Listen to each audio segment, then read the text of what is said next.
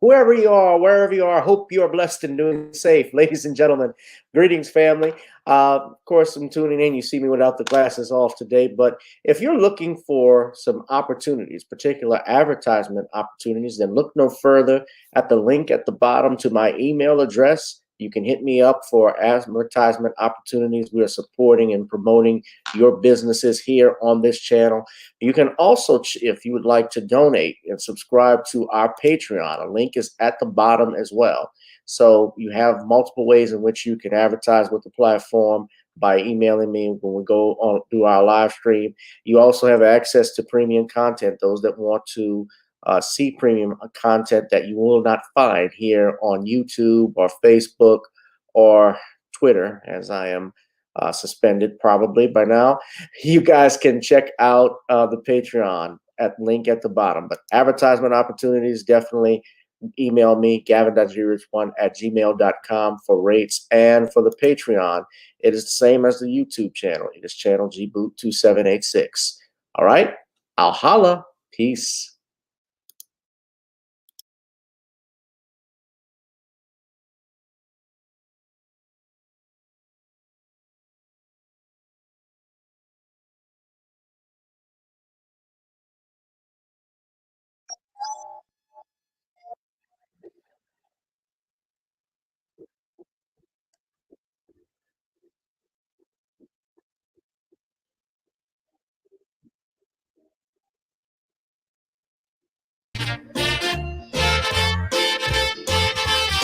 Oh, yeah.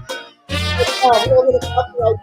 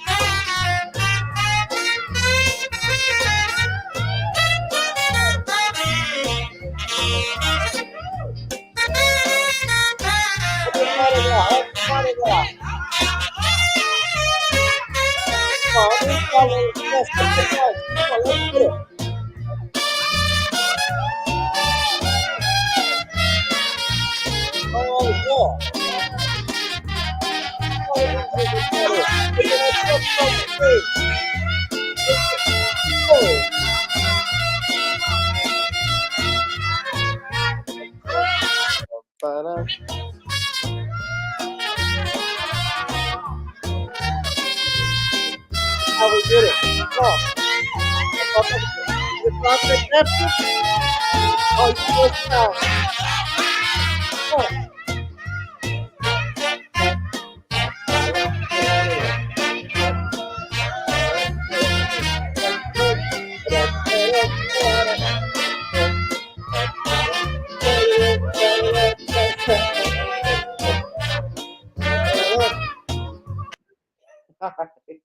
Happy Mardi Gras, everyone. Happy Mardi Gras. This is Random Topic Tuesdays, the hottest live stream on YouTube, ladies and gentlemen. Whoever you are, wherever you are, hope you are blessed and doing safe. Happy Mardi Gras to all of my family out in New Orleans and on the Gulf Coast. You know, Mardi Gras actually started out in Alabama, but the real party, I got to say, sorry for my Alabama family that may be listening. It's got to be New Orleans. Nobody wants a parade where they're throwing around meat pies. All right, you want moon pies. We want beads. We want tough animals, dolls, spears, the coconuts in Zulu. Food everywhere with some music. That's what we want. What's up? Yeah. Nobody wants to go to the Mardi Gras of the dead. No disrespect, but come on, ain't no Mardi Gras except New Orleans, though. I mean, New Orleans puts it down. Let's smash up those likes, family. Smash up those likes. Come on, come on, come on, come on, come on. It is Mardi Gras. It is Mardi Gras. It is Carnival. My time is one of my favorite times of the year. We get to cut up, act up, you know. And let me just say this, especially how good evening, y'all. See, I enjoyed myself. I went to Zulu, you know, got to see things. I'm actually a member of Zulu, and just to speak on Mardi Gras, for instance, since it is Black History Month, you know, the Zulu Social Aid and Pleasure Club was started back in 1909. And it started as a result of, and I'm just giving you some history, the fact that blacks, first and foremost, were not allowed to participate in Mardi Gras at that time. Blacks could not wear masks. They couldn't wear, you know, you dig? They couldn't wear masks. They couldn't wear costumes.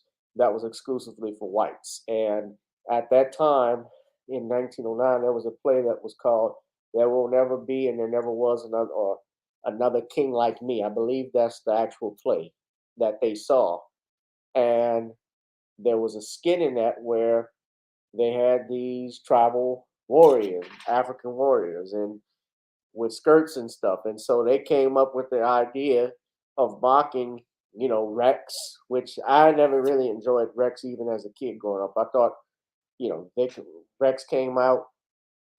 So, you know, we sit there. Sometimes they didn't throw shit at you as kids when we were kids. That's why I never went, maybe but one time. But the Zulus started. It was a social aid pleasure club. They also started selling out insurance to members in the community. So how the black face paint that they wear, that you all have seen, especially today, that started because number one, they couldn't afford masks, and number two, they weren't allowed to wear masks. Another thing, and another reason why it started as well, they were there, and even from what my father says, they were mocking Rex and so forth. That's why they elected new king every year. You know, that from that play, there will never be and never was another king like me. There isn't, because there's a different king each year. But Zulu is the parade that everybody loves, everybody wants to go to because they like to get the coconuts and stuff. And, you know, there was an ordinance that was passed in the early 90s. Was it Dorothy May Taylor? Yeah, Dorothy, I think it was Dorothy May Taylor, who was a city councilwoman. She passed the ordinance that you had to, and this is why there are white members in Zulu, you had to have, although in truthfulness, it started even before this ordinance in the 90s, because there were some crews that did not allow blacks to participate. In fact, one crew I can't think of their name because it was before my time. They actually shut down because they would rather close their club than, or at least not run their parade route because they wouldn't want blacks on there. I can't think of the name of it, but they had to integrate, and they also had, and clubs were ordered to do that. Well, Zulu did that first. Zulu actually started admitting other groups of people. I want to say sometime outside the race, sometimes in the 70s, and I want to say in the 80s probably is when it changed, around that point. And they've got thousands of members a part of it, and it's a fun time. Spike Lee was actually one time, I think, our grand marshal, I guess, back in, he came in '01. Actually, it was 2002. He did it. They did it again, I think, after Katrina. So, and that's the fireworks going off right now. But yeah, but that's just interesting. Yeah, this is Dorothy Mae Taylor who did that. So those that don't know, she's the one that came up with the ordinance that ended discrimination among the Mardi Gras parades and clubs. Because she sat on city council from 1986 to 1994, but she was a state rep.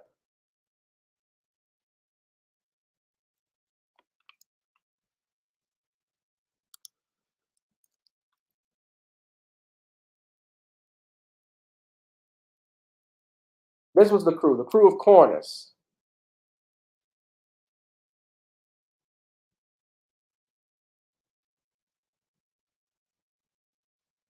The crew of Corners and Momus. They stopped doing that because they did not want to integrate in the early 90s.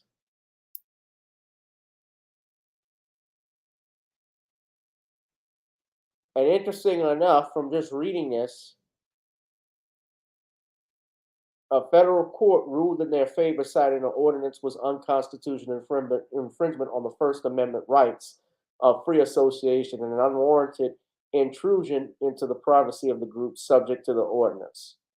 So Cronus just stopped outright.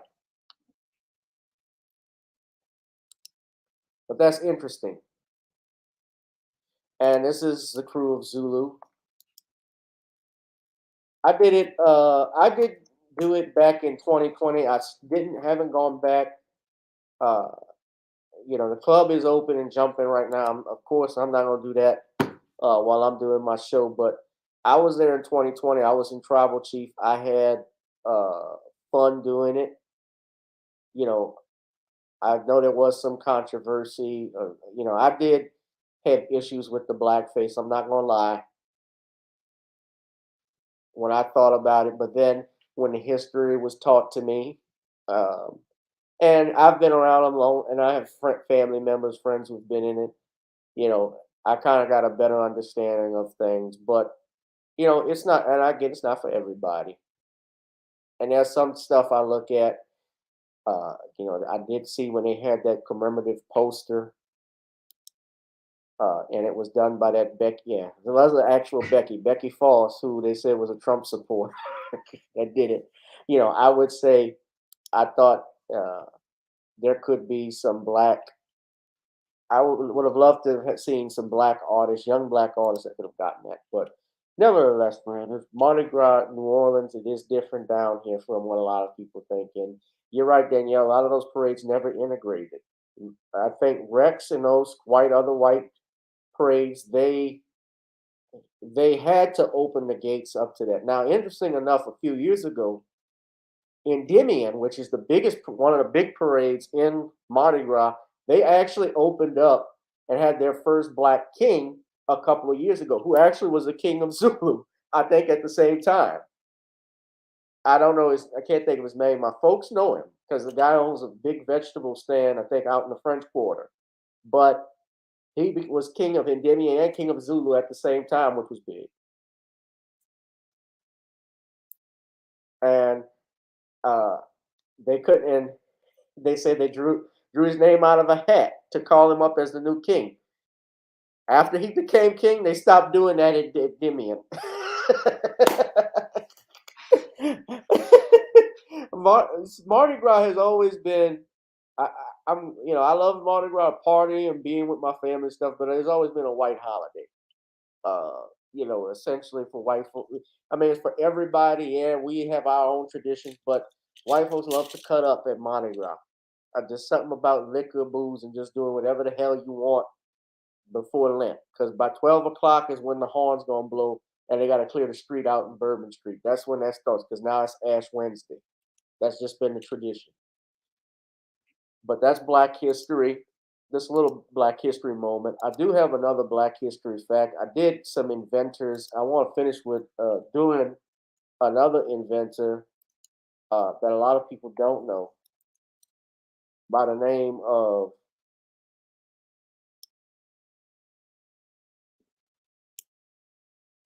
Jesse Eugene Russell.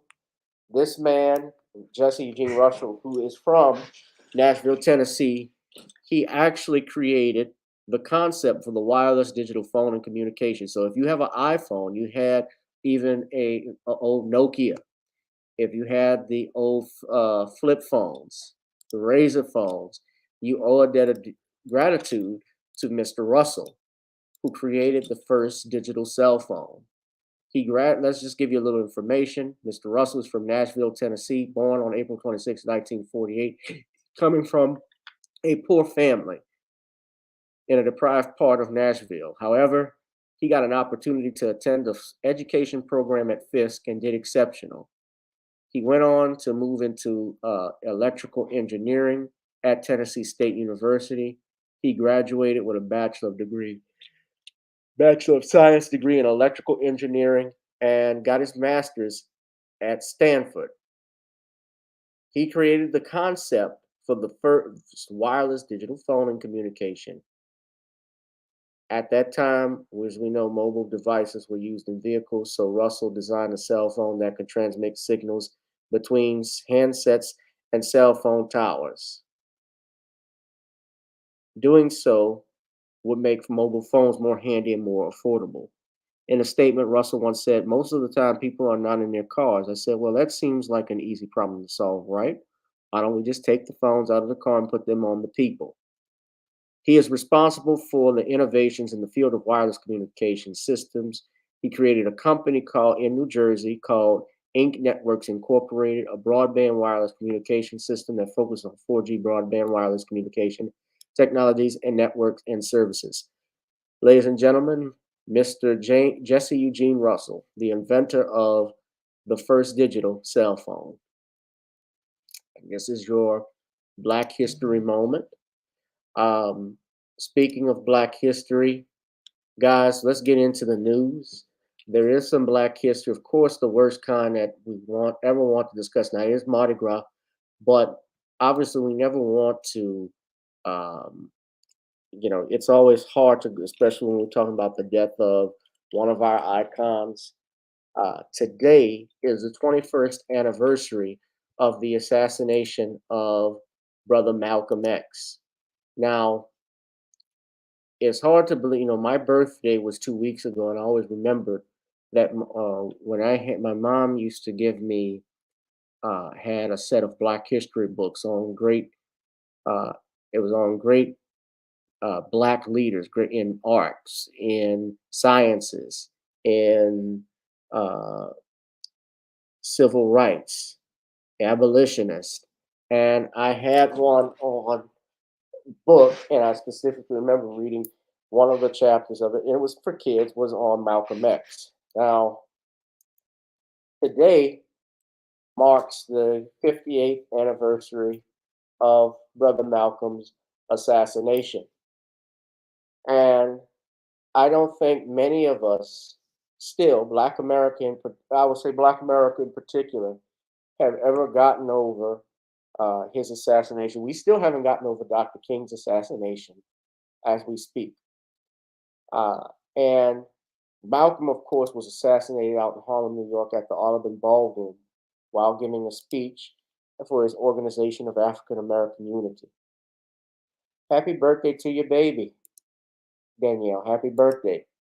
Now, interesting enough, as I was coming on here, it was brought to my attention as I was looking at the news online. Shout out to Dana with the data because I saw a headline and then I looked this up as well.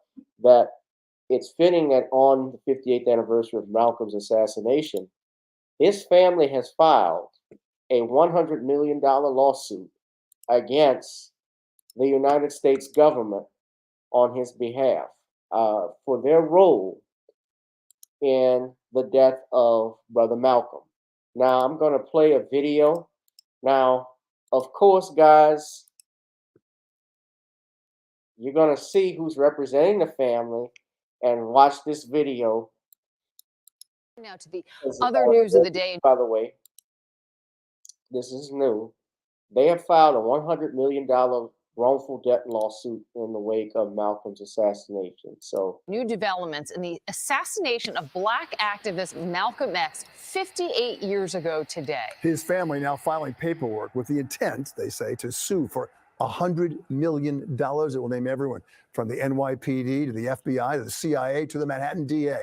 They claim evidence in his murder was mishandled and in some cases covered up. Malcolm X was assassinated at the Audubon Ballroom in Washington Heights on this day back in 1965. He was only 39 years old. Here's Eyewitness News reporter Crystal Cranmore. We'd like our father to receive the justice that he deserves. 58 years after the death of Malcolm X. The only thing they can do is try to right a historic wrong. His family and civil rights attorney Ben Crump announced plans to file a wrongful death lawsuit against the NYPD, the state and federal government agencies for $100 million, alleging they conspired to assassinate Malcolm X and conceal the evidence. Many things that'll be put forth in our lawsuit that speaks to this factual evidence. We believe that now it could be substantiated based on the recent exonerations of those who were wrongfully convicted. The backdrop of Tuesday's announcement, the Shabazz Educational Center, the former Audubon building where 3 men gunned down Malcolm X. 2 of the 3 men convicted of killing Malcolm X, Muhammad Aziz and Khalil Islam, were exonerated in 2021 after serving decades in prison. Their exoneration validating doubts about who killed the civil rights leader. Former Manhattan District Attorney Cy Vance and the men's lawyers reinvestigated their case and found that the FBI and NYPD withheld key evidence that would likely have led to the men's acquittal and implicated other suspects. We believe we'll be able, with the force of law, to subpoena and depose any individual that has relevant information. Crump is optimistic this case will help the family of Malcolm X get closure. The truth about the circumstances leading to the death of our father is important, not only to his family, but to many followers, many admirers. We reached out to the NYPD, the New York City Law Department, as well as the District Attorney's Office for comment, all replying they had nothing to say at this time.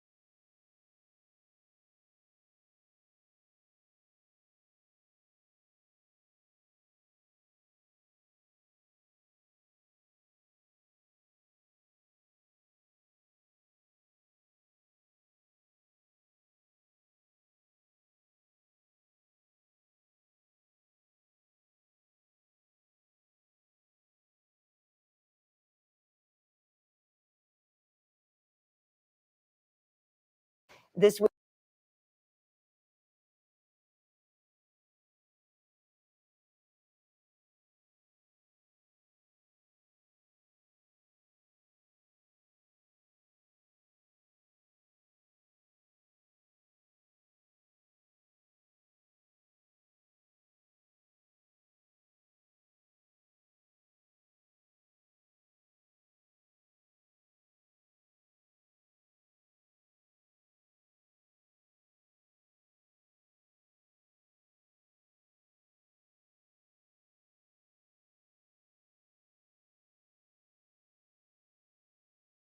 week marks the 50th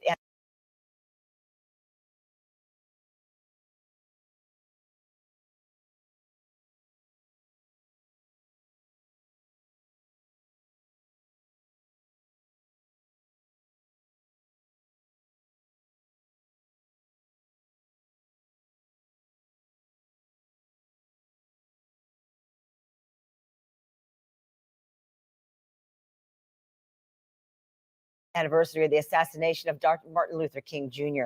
While James Earl Ray was convicted of killing him, one Florida man claims his father was actually the one who shot Dr. King. And as Justin Clark reports, that man was from St. Augustine. I've been talking the whole time and my mic was off. Nobody heard me. What I was saying was, I'll just go brief, is that it's believed this is similar to what happened with Dr. King's case in the early 90s. In the late 90s, I should say, when Coretta Scott King and their children, Dexter, Martin Jr., Bernice, and Yolanda, filed a lawsuit against a guy by the name of Lloyd Jowers. I believe I've shown this video before, Today as a bus. but Lloyd Jowers was a guy who owned Jim's Bar and Grill. And essentially, his whole, sometime in the 90s, I think Sam Donaldson. Let me pause this video for a minute. I'll play that in a second. Sam Donaldson did an interview with Lloyd Jowers, and he stated that he had been part of a conspiracy to kill Dr. King. And part of his defense when it went to a civil trial is that, well, he didn't know they were going to kill, there was a conspiracy to kill Dr. King. He just knew that some type of hit was going to happen, supposedly. And he thought I guess, he believed he was going to be named in the suit, named as a co-conspirator. And he decided to come forward. Now, that's Lloyd Jowers. And he was the restaurant owner of Jim's Bar and Grill, which was near the Lorraine Motel where Dr. King was assassinated. Now, and it's been supported by other witnesses, was that at the time Dr. King was killed, he was in the restaurant. So he appeared on an ABC News program called Primetime Live and claimed to be a part of an alleged conspiracy involving mafia and the United States government to kill King. According to Jowers, the alleged assassin, James Earl Ray, was a scapegoat and was not the only person responsible for King. Jowers named a number of different people as the alleged assassins, including a black man who was in the area, a man named Raul, named by Ray to have been involved. Yes, this is documented because Ray had contact with a guy named Raul, and someone he could not identify before finally settling on the story that he hired Memphis Police Lieutenant Earl Clark to fire the fatal shot. A Memphis civil trial supported this claim, not having been shown evidence of Jowers' contradictions. And then the United States Department of Justice released a 150-page report denying allegations there was a conspiracy to assassinate King. However, this contradicts, and we have to point this out, the United States' own report that was the House Assassinations Committee that came out in 1978 that was put up to investigate the assassinations of not only Dr. King, but also President John F. Kennedy. And they stated emphatically that there was a likely conspiracy in the assassinations of both men. They did not believe, at least, that Lee Harvey Oswald and James Earl Ray acted alone. The head of the mafia at that time was a produce merchant by the name of Frank Liberto. And allegedly he paid Jowers $100,000 to arrange the assassination. So this lawsuit was filed. And of course, the national media all stated their response to this stuff was, it's contradictions. This is what they do. There's nothing there. It's contradicted. But here's the thing about it. How did James Earl Ray, you can end it right now with all of this stuff about whether there was a conspiracy to kill Dr. King or not, how did James Earl Ray know that Martin Luther King Jr. was coming out of the Lorraine Motel at 6 o'clock that night to go to dinner?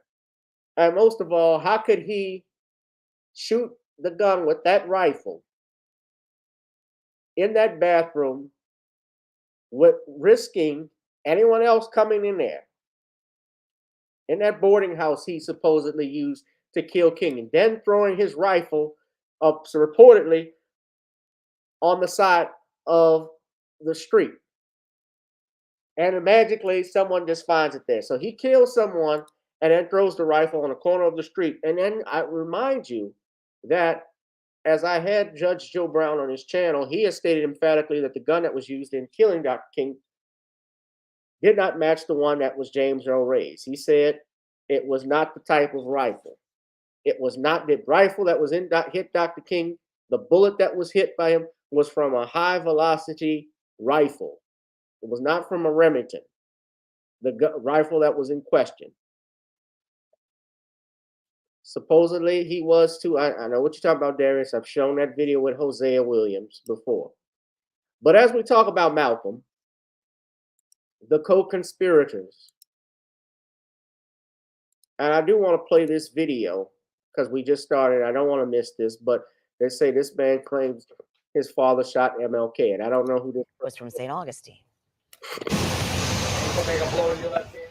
St. Augustine today is a bustling tourist town. St. Augustine in the 1960s still had tourists, but it was also a hotbed of activity during the civil rights movement. Dr. Martin Luther King visited and preached in St. Augustine and encouraged demonstrators. I got a telephone call about 15 years ago from Historian a man David who said Nolan he lives in had St. spent a lot Augustine and has studied the civil rights movement there. And that phone call he got came from a man who'd said he had spent a lot of time in the slave market in 1964. This covered pavilion in downtown St. Augustine is often referred to as the slave market. Whether slaves were actually sold here depends on who you ask. But during the civil rights movement, it was often a place for public demonstrations. And that was where the Ku Klux Klan types held their rallies. So I knew that something was up. Nolan says the man on the phone was Ronald Wilson, who was a minister at the time. He asked Nolan some historical questions. Shortly after that, he held a press conference up in Gainesville. And at that press conference in 2002, Wilson announced his father was actually the man who shot and killed Martin Luther King in Tennessee.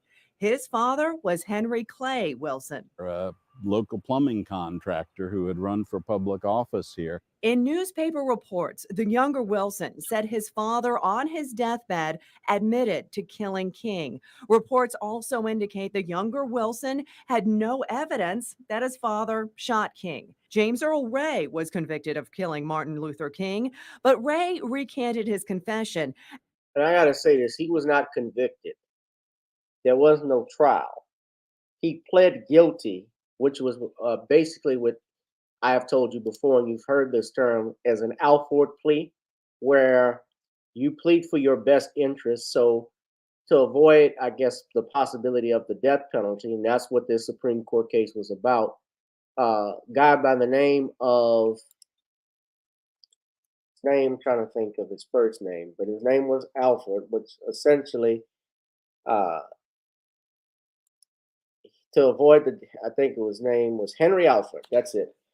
He was going to be he was indicted on a first-degree murder charge. This was out in North Carolina, and in order to avoid the death penalty, he just pled guilty. But then when he got sentenced to 30 years in prison, he decided to recant his plea, saying he only took the guilty plea because he was scared of the death penalty. And so the Supreme Court stated that an Alford plea, while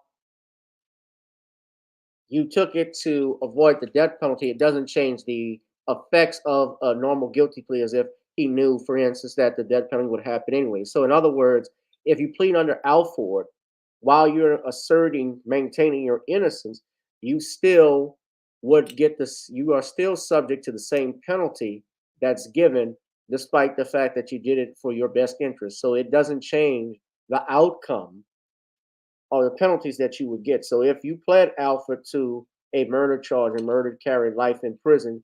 While you can say it's an out for a plea, you can still you would still do in Louisiana. Second degree murder is still life in prison without the possibility of parole.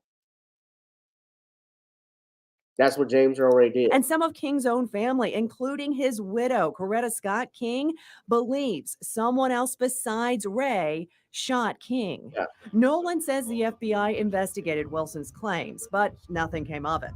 But you know, the assassination of Dr. King, like the assassination of President Kennedy, is something that people will always want. Do we know everything? You know, is it just a simple cut and dried case, or was there some kind of larger conspiracy behind it? So I suspect we haven't heard the last of it. In St. Augustine, Jessica Clark, First Coast News on your side. Now, First Coast News has tried to find Mr. Wilson, but we have not been able to connect with him just yet. All right.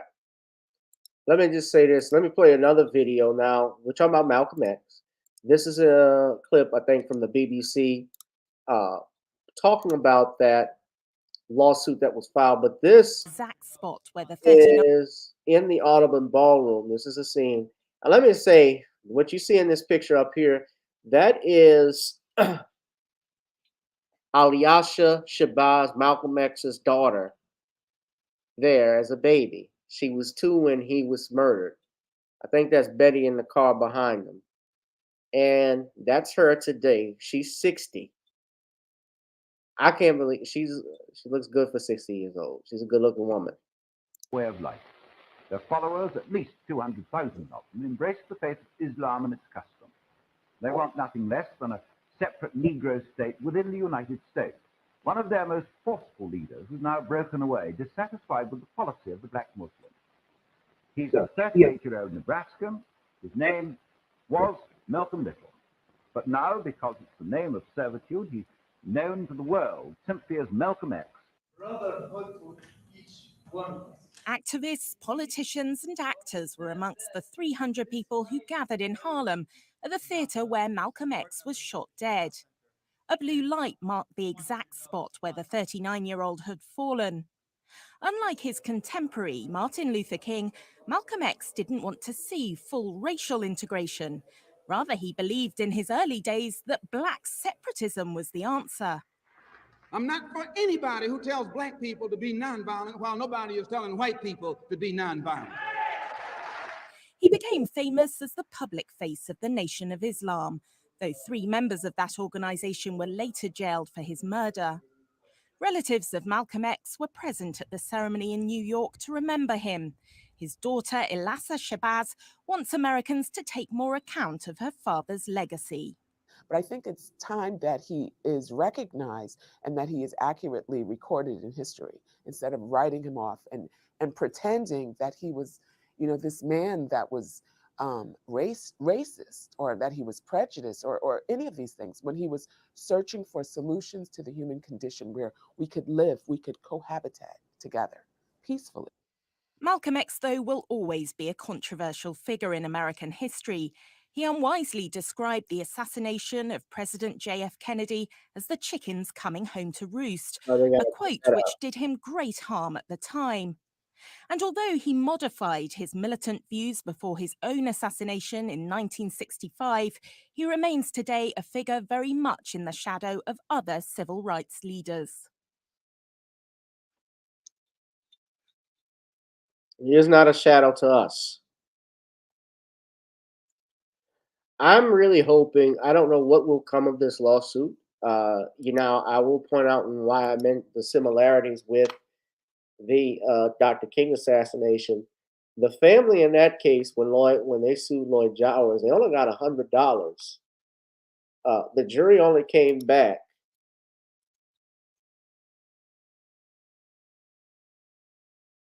with a verdict of $100 in that trial. The trial was not about money. What Coretta Scott King and her family were trying to come up with was, what was the truth? They wanted the truth as to what happened to their loved one.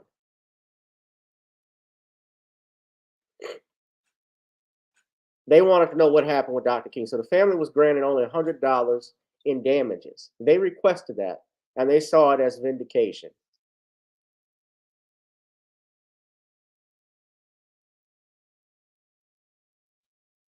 And I'm glad they did it. I'm glad Coretta Scott King did that. They needed to.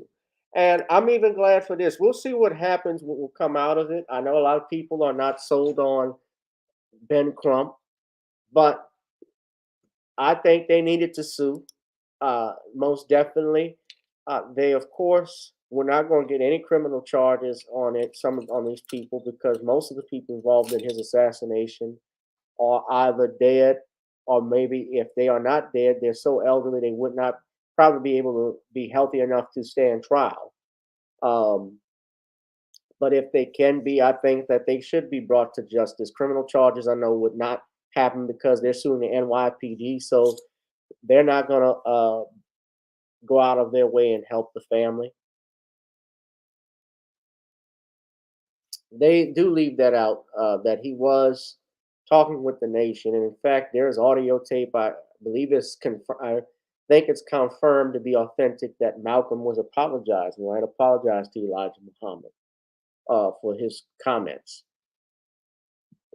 But there were rogue elements, and of course, I've seen that documentary on Netflix, Who Killed Malcolm X, that they were involved in his assassination. There were members involved, even.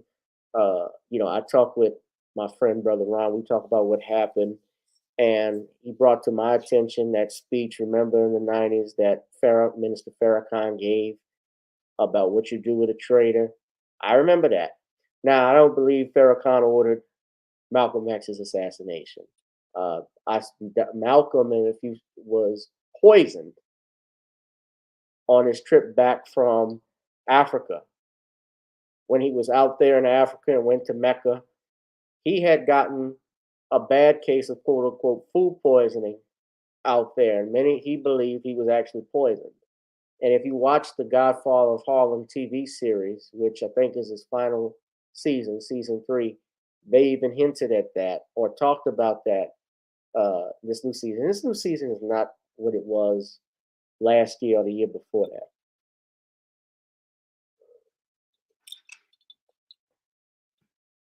But neither here nor there. We'll see what happens, guys.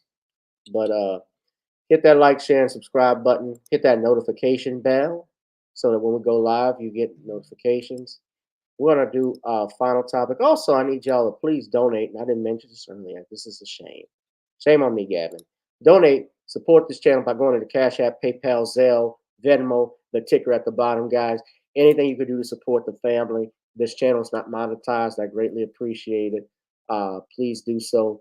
We're going to go with our final topic is this case. Now, this was brought to my attention. There is a case before the Supreme Court right now that could determine, or I should say, how social media functions from now on, how the internet functions. So the question before the court is whether these social media platforms like TikTok and Instagram and so forth, YouTube and others, how they should function and should not only function, but what is their liability if it can in lawsuits when you have, for instance, and I'll give you an example and you'll see this video of these challenges that you see on social media that they're doing. What happened, and I saw the story on CBS and how this led to this lawsuit. You had some of these kids that do these they were doing, for instance, something called the blackout challenge. And someone actually died. A child actually died from doing that. You've seen kids on I've seen kids doing alcohol challenges where they put rubbing alcohol on themselves and light themselves on fire. And so the families, I believe, have filed a lawsuit asking the Supreme Court to review this federal law that protects these websites from lawsuits, because the law basically gives them protection against doing so, from being sued, and families are challenging these laws. They basically are they have immunity from lawsuits like this, and of course, it's being challenged now because someone died, and many people, of course, in this Supreme Court case, is Gonzalez versus Google LLC. So they're looking at this right now, and I'm going to play a clip. This is from the CBS Evening News earlier today with Nora O'Donnell. This is the story. I'm sorry, I'm a little congested, but family, this is a case that all of us need to watch right now. Let's go to Nora O'Donnell. Of course, fair use. This is on CBS News. Y'all got to watch this and see what happens. This is a big case. So let's go ahead and play this right now, ladies and gentlemen. Fair use, fair use, fair use.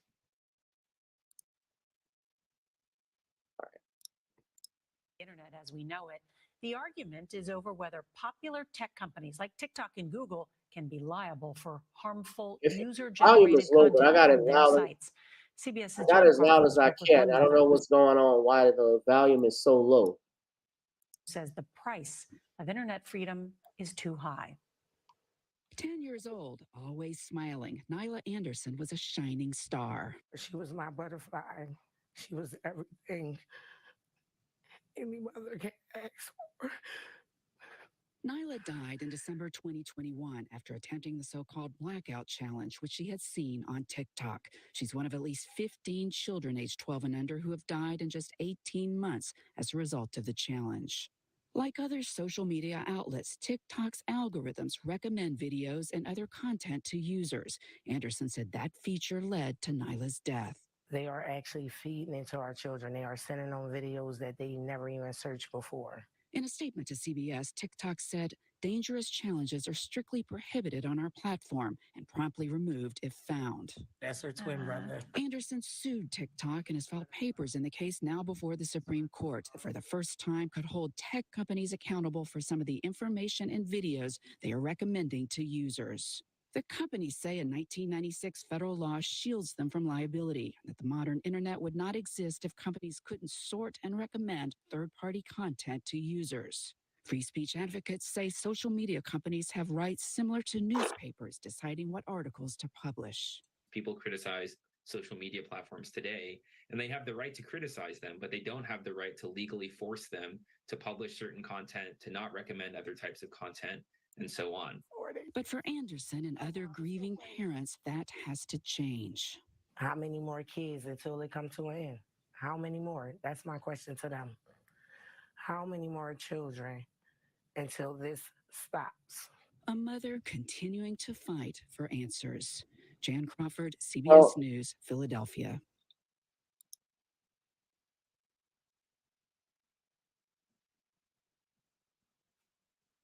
So I would say this. This sounds very similar. First off, it is a sad story.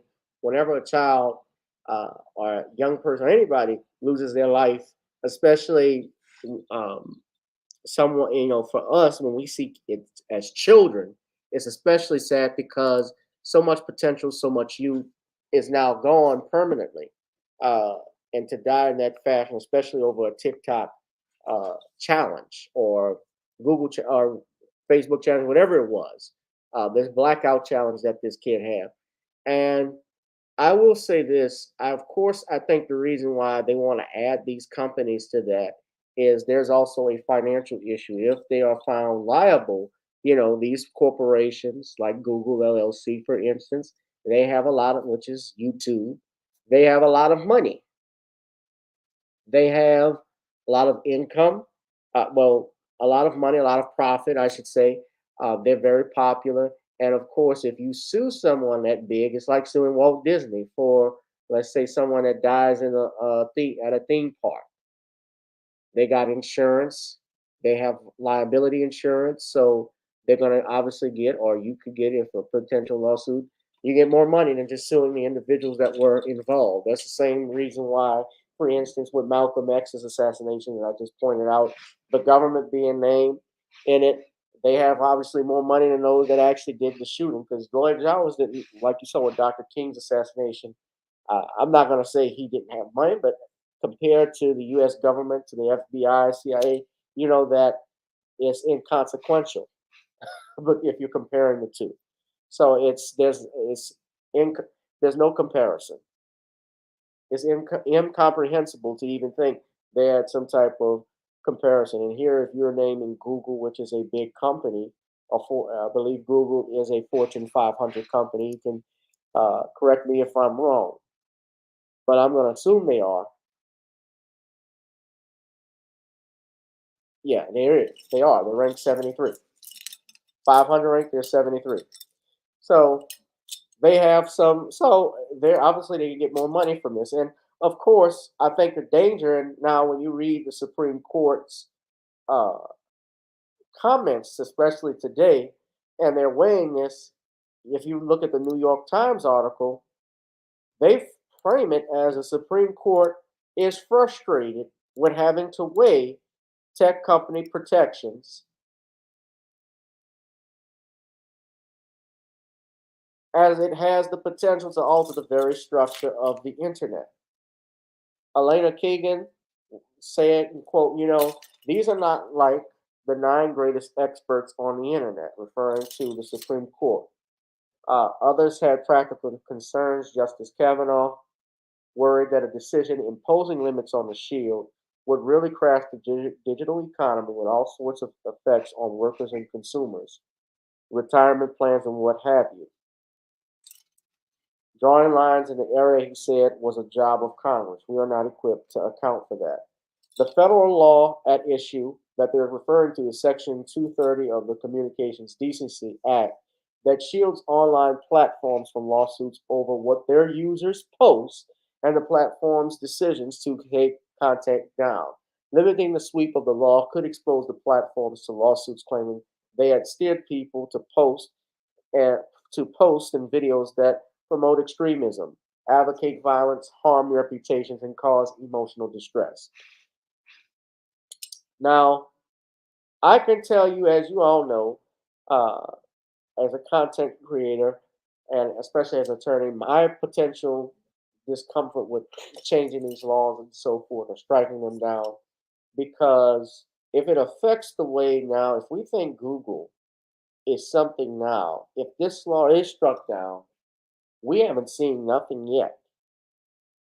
We're already dealing with censorship for other menial, I find, minimal things. They are doing it at an all-time high for minimal stuff now. The stuff that children are watching, that they're doing these challenges that could kill themselves, do things like that. They haven't limited some of that. To my knowledge, they haven't. And the statute was before there was an algorithm. Justice Kagan said it was a pre-algorithm statute. And Justice Gorsuch, meanwhile, marveled at advances in AI. He says artificial intelligence generates poetry. It generates polemics. The case was brought by the family of Nohemi Gonzalez, a 23-year-old college student who was killed in a Paris restaurant during the terrorist attacks of 2015, November of 2015, which also targeted the Bataclan Concert Hall. Eric Shatner, a lawyer for the family, argued that YouTube, which is a subsidiary of Google, bore responsibility because it had used algorithms to push Islamic State videos to interested viewers using information that the company had collected about them.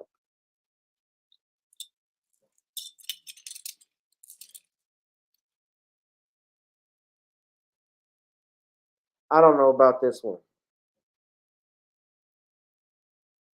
but I'm not in favor, like I said, as you know, I always push back against censorship. And I also am a believer in personal responsibility. Now,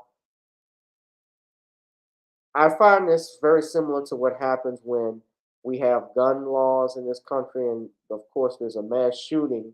The first thing everyone wants to do is change the laws. We want stricter gun control. They push for that. We got to keep our children safe. We need gun measures to keep everyone safe. But the thing is, there are over several hundred gun laws in this country already, and yet it hasn't stopped one mass shooting. And you have to ask ourselves, is it the gun that is doing the killing, or is it the individuals that are doing it? There's no more in this nation a person blaming someone personally for their own attacks. Everyone wants to blame the easiest thing and look for the easiest way out. It's easy to blame the manufacturer instead of blaming the fool that bought the gun and decided he was going to kill someone. We don't look at that. We look at the easiest thing thinking it's going to fix something, and it doesn't. I don't know what these laws would have if there had been. I can't see how the connection that the lawyer is talking about with the algorithm favoring talking about the Islamic State, saying if it hadn't been for that, this would have never happened. We don't know that. Hell, we didn't have the internet. We had the internet back in 9/11, but that didn't obviously stop. I don't think the terrorists needed to look up how to fire planes into a building to figure that out. And I know what we're going to say about 9/11 and so forth. We're not doing that on this channel right now. I know. Truth about 9/11 aside from that, I'm just talking about this.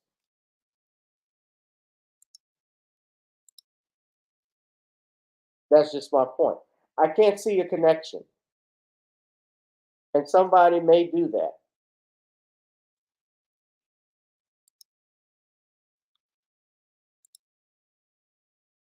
Somebody can obviously see what I haven't seen, or I'm not seeing. Please do so. But this is something we're going to have to watch and monitor, because you see this law, if this changes indeed.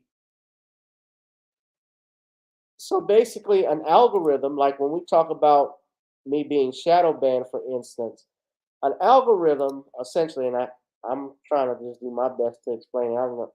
I don't know. It's basically in computer science, it's a way, if I had to simplify it, it's basically a system or sequence of instructions of some sorts that leads people to a certain topic. So, for instance, when we talk about, let's say, for instance, if we're talking about cooking, for instance, and you had a video, YouTube designates, as you know, especially if you're talking about cooking lessons, that's why we put hashtags in our topics. When people are looking for that, that is the first thing that will come up. Now, if you're shadow banned, if you're blocked in any way, if there are words that they don't like, then what they do is they don't necessarily scrub your content, but they make sure to place some type of blockade on you so that you're not in the algorithm that most people are searching for. So, for instance, if you go to Twitter right now, what is the trending topic? The most trending topic right now is Ukraine is not. As I'm looking at this right now, there's over 65,000 tweets. But if you went and looked at Gavin Richard's Twitter channel and so forth, and I tweeted that, and of course, this is before the Elon Musk era, you probably wouldn't find that trending at having 25,000 likes or anything like that. But essentially, that's what an algorithm does. For instance, when my highest rated or highest viewed video here on YouTube was a video I did 4 years ago about Aretha Franklin's passing and her funeral. And when I did that video, I had over 4,000 views.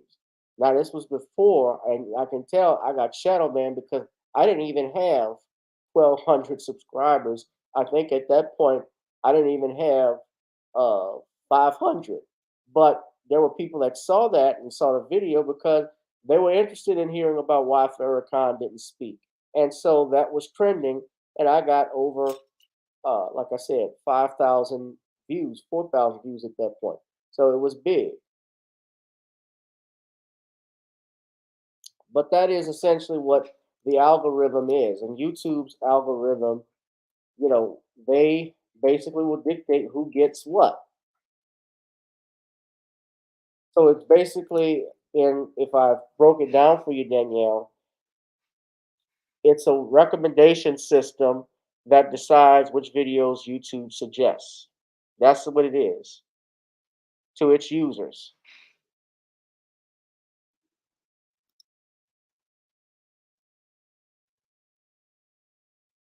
You know, the first YouTube video that was created was the Janet Jackson, Justin Timberlake Super Bowl halftime show incident.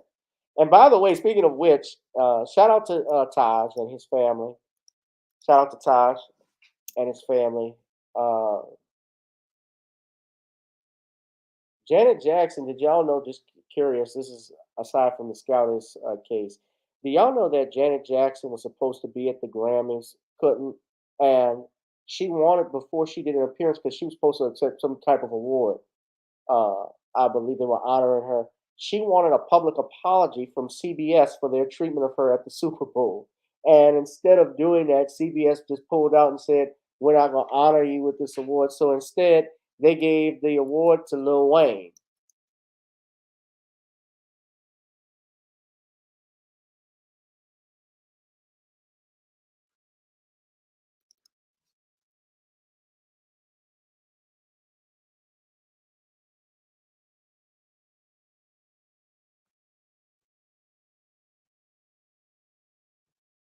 He got the Dr. Dre Global Impact Award. So this was originally supposed to go to Janet, and it went to him. But I'll put the article to that. But essentially, that is what happens with that is what happened with the YouTube algorithm. That's why YouTube was created, to look at that very video. And so millions of people liked it, and it, I think, was, you know, as it was the first video, it had millions of viewers and it caught on from that. Of course, the people that created YouTube at that time, I don't think they created, they obviously didn't have, it wasn't what it is today, as it just got started. But now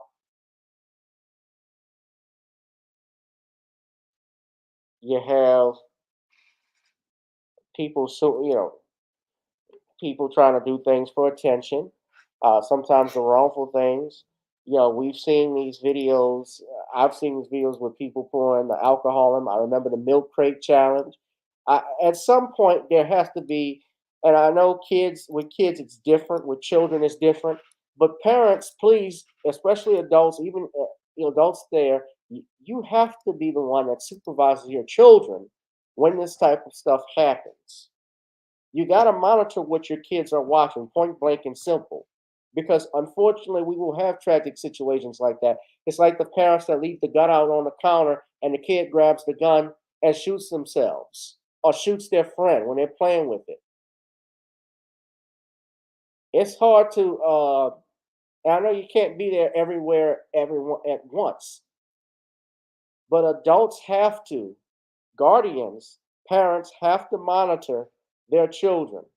They have to get back to doing that. But this is going to be an interesting case. People need to read this stuff. People need to look at this stuff, monitor it, because you never know what's going to happen.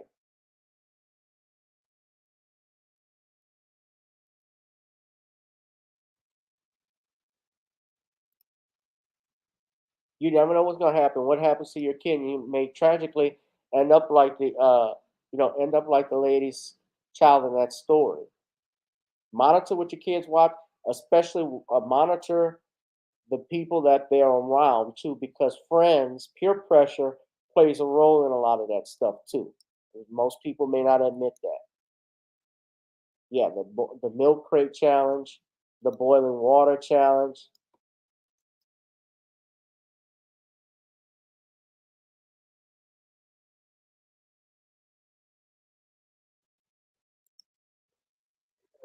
This This is gonna be interesting. But this is the type of stuff I'm talking about. This is an adult. This is not a kid. But watch.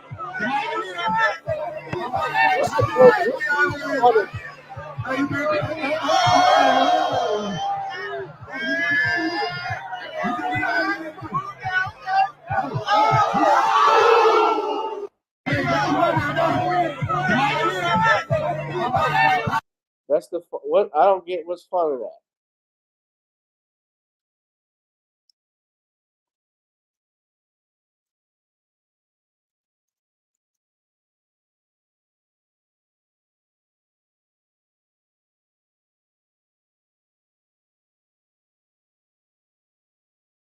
I mean, look at this. Dangerous and disturbing new internet trend now has a Southern California connection.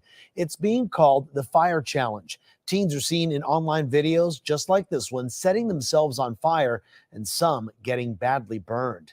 That's what authorities say happened to a Santa Ana teen. He's being treated tonight for severe burns. KCAL9's Bobby Capel is live in Santa Ana with the details on the incident and the warning from local fire officials. Bobby. Well, Juan, in many cases, these teens are simply bored or are looking for internet fame, but that 15 minutes of fame on the internet is also going to bring a lifetime of scarring. That's the warning from fire officials here. It's exactly what happened to a young man in Santa Ana this week. It is the newest internet craze. Teenage boys applying hand sanitizer or nail polish remover to their body and then lighting themselves on fire, all the while videotaping it and posting it online.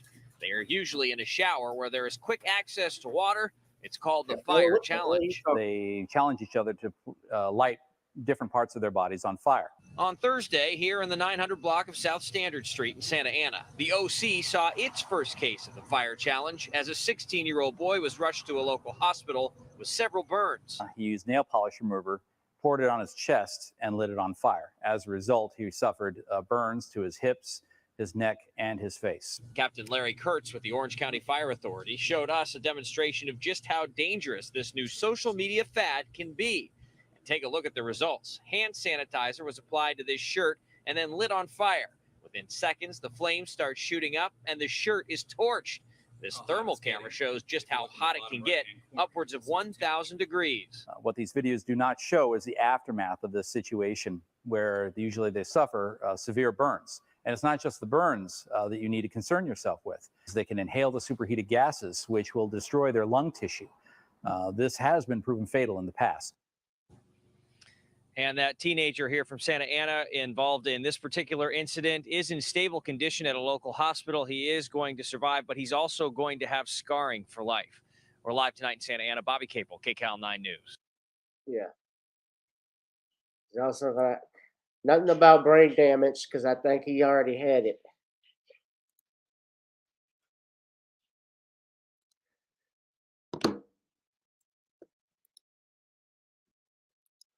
But yeah, man, watch what your kids are watching, ladies and gentlemen. All right, well, we're going to look into that. We're going to wrap this up, guys. I'm going to get out of here, of course. Hit that like, share, and subscribe button. Hit the notification bell. Cheryl Massey, thank you for your donation. The Commonwealth of Pennsylvania versus William H. Cosby, available on Amazon Kindle. Please make sure you get that book, ladies and gentlemen. Always donate to our Cash App, PayPal, or Zelle. Of course, we have our Creole seasoning blends. Nani's CreoleBlends.com. Try it on chicken, meat, or fish. Nani's goes great with every dish. And now, buy Video Soul and got to get on up on Amazon, iTunes, I believe on SoundCloud. We're available, ladies and gentlemen.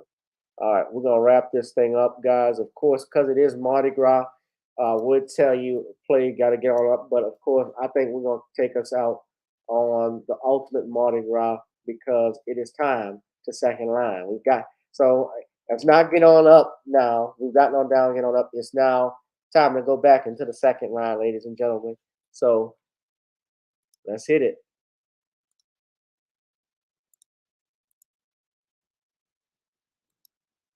Night, guys.